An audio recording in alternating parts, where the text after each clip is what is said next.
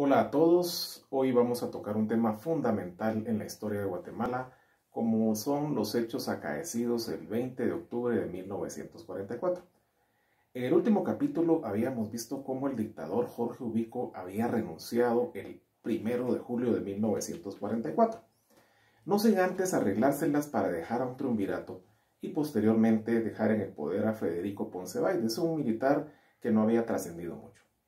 Resulta entonces que del 4 de julio de 1944 al 20 de octubre de 1944 gobernó Guatemala Federico Ponce Báydez, que ya hemos dicho era una especie de nuevo Ubico, un nuevo dictador gobernando Guatemala.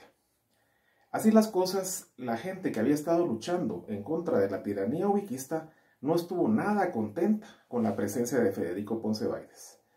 La gente, principalmente maestros, estudiantes, líderes militares incluso, pensaron que esto de ubicar a Federico Ponce Báydez no era bueno. De tal manera que empezaron a fraguar nuevamente conspiraciones y empezaron a darse cuenta que el camino para derrocar al gobierno era lo único que quedaba para salvar la democracia en Guatemala. Y ocurrió un hecho importantísimo. El 1 de octubre de 1944, las fuerzas represivas de Federico Ponce Báydez le dieron muerte a Alejandro Córdoba, un periodista creador del diario El Imparcial, un periódico de mucha difusión en aquel tiempo, y esto conmocionó a la ciudadanía. Además, Federico Ponce Báydez había anunciado que iba a participar en las elecciones de diciembre de ese año, lo cual definitivamente, concatenado con el asesinato de Alejandro Córdoba, provocó ese enorme descontento de parte de la ciudadanía. Fue así como todo lo que viene en las primeras semanas de octubre es la unidad de las fuerzas que quieren derrocar al sistema. Es decir, los militares, los jóvenes, los estudiantes, definitivamente de la universidad y de otros centros educativos. De tal manera que, llegado el 20 de octubre, no hay marcha atrás. Aquí la confluencia de gente que está operando para votar al sistema fue clave. En la noche del jueves del 19 de octubre de 1944 fue muy importante la estrategia que habían diseñado los militares. ¿Qué militares? Definitivamente son militares jóvenes que están en contra de los militares cercanos al poder, tanto de Jorge Ubico como de Federico Ponce Báydez. Entre estos militares cabe mencionar definitivamente a Carlos Aldana Sandoval, a Francisco Javier Arana, Jacobo Arbenz Guzmán y Enrique de León Aragón, por citar a los más prominentes de este movimiento. La estrategia era muy sencilla. En Guatemala ciudad existían 3 frentes militares que podían tener el poder para controlar cualquier rebelión y evitar que Federico Ponce Báydez fuera depuesto. La Guardia de Honor, Matamoros y San José.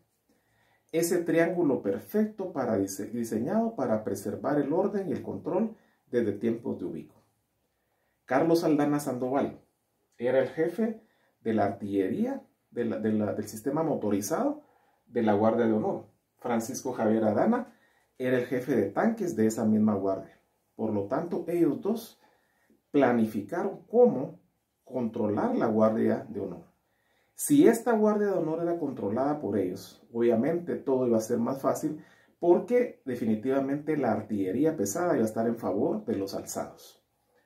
Jacobo Arbenz Guzmán tenía la ventaja de tener los nexos con la sociedad civil, por ejemplo con Jorge Toriello y otras figuras prominentes de la sociedad guatemalteca que también estaban fraguando este derrocamiento del 19 y 20 de octubre. Al final de cuentas se decidió que la Guardia de Honor iba a ser el epicentro de todo. Allí el comandante general era Francisco Corado, fiel aliado tanto de Ubico como de Federico Ponce Báydez. Definitivamente, Francisco Corado va a evitar a toda costa que haya un alzamiento. Y él tiene, teóricamente, el control de la Guardia de Honor. Sin embargo, ya adentro, Carlos Aldana Sandoval y Francisco Javier Arana ya han organizado una sublevación interna y a la medianoche del día 19 de octubre se nota que ya están ellos presentes para infundir temor en la gente que está dentro de la Guardia de Honor.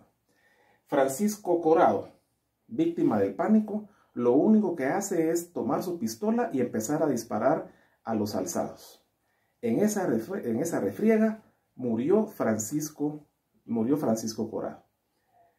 En ese momento es cuando está el epicentro de la lucha, en un primer paso ganado por los revolucionarios.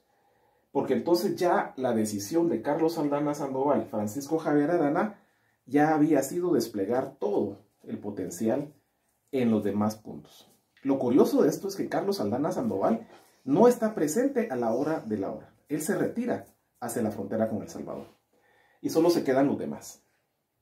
Lo cierto es que la estrategia es, si ya se tomó el control de la Guardia de Honor, están los tanques, y con los tanques se desplazan hacia Matamoros, a la cual la artillería le dispara toda la madrugada del 20 de octubre, y el fuerte de San José, donde estaba el polvorín. Estaba Santa Bárbara, que era el lugar donde estaban las principales municiones de estos lugares militares.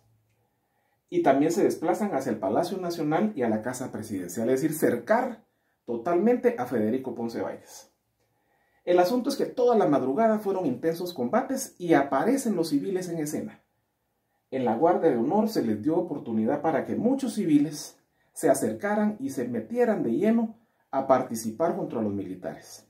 Esos civiles eran estudiantes de los centros educativos de nivel medio, estudiantes universitarios, profesionales, obreros, maestros, una gran gama de gente civil que se empodera y lucha y batalla a la par de los militares. Ese sector civil va a ser clave para derrocar la dictadura de Federico Ponce Báidez. De tal manera que los sucesos van acaeciéndose tempranamente y a más o menos a las 7:30 de la mañana ocurre un hecho fundamental, como lo es el bombardeo a San José. Un par de bombardeos a San José provocó un incendio de enormes repercusiones que estalló en el lado donde estaba Santa Bárbara, es decir, en el polvorín. Por lo tanto, eso fue el hecho que desencadenó la derrota de San José y ya Matamoros literalmente estaba sin posibilidades de poder resistir. Es decir, que a la mitad de la mañana del 20 de octubre, las fuerzas militares de los alzados, a partir de la Guardia de Honor, tenían el control militar de la ciudad. Y así fue como al mediodía, no fue difícil persuadir a los lugares estos para que se retiraran y se rindieran, y particularmente ocurrió un hecho incidental. En Matamoros estaba el hijo de Federico Ponce Báidez, quien murió en la refriega. Esto moralmente afectó al general Ponce Báidez y fue una de las decisiones que él estuvo cavilando hasta que, pasado el mediodía, él decidió renunciar. La renuncia se hizo presente definitivamente en un lugar neutral, aparentemente, como lo era la Embajada de los Estados Unidos de América. Allí se sentaron a dialogar los representantes de los alzados, los representantes de Federico Ponce Báidez, a quien se le va a dar asilo y se va a retirar a México. Por la tarde ya todo era algarabía, porque el régimen había caído y los alzados, y ahora dos militares, básicamente que eran Francisco Javier Arana, Jacobo Arbenz Guzmán y Jorge Toriello, asumen el control del Estado y forman la célebre Junta Revolucionaria de Gobierno, que gobernó Guatemala del 20 de octubre de 1944 al 15 de marzo de 1945. La tarde fue pletórica de alegría, de entusiasmo, porque la ciudadanía estaba viendo que se avisoraba una aurora de esperanza, una nueva sociedad para Guatemala, y el futuro deparaba algo mejor para todos. En la próxima hablaremos de cómo la revolución vino a transformar estas bases, estas estructuras que eran heredadas de sistemas muy anteriores. Pero lo cierto es que ese 20 de octubre fue una gesta, como se ha dicho tantas veces, cívico-militar. Sin la participación de los civiles y de los militares unidos en un proyecto, esto no hubiera sido posible.